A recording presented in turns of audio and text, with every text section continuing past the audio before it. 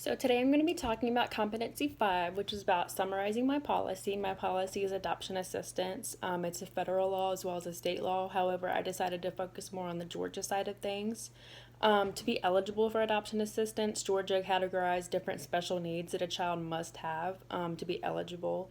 For example, they may have to be in care for 2 years or more, or be in a sibling group of two or more, or have a disability, emotional, physical, or mental, to qualify. So it's not based on income at all, which I think is kind of a flaw because most welfare programs are based on income. So if you don't have someone with if you don't have a special needs child, then you're not eligible, which I don't really think makes sense because my research has proved that any child who's been in the foster care system and is being adopted out kind of does have unique challenges that other children may not have. They may need more therapy, stuff like that, just to overcome the trauma that they've been through. It's not that they have a bad gene pool, it's just that it's inevitable that they're going to have more struggles because of that trauma being taken from their home.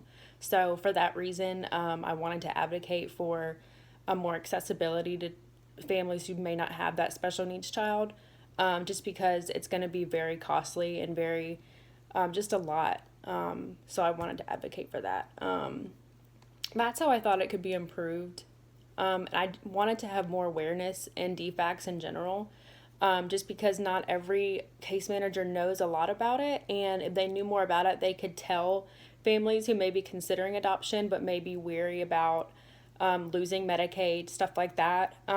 Different types of adoption assistance. It's not always a stipend, although it can be. It's very similar to the stipend that you would get when you're in foster care.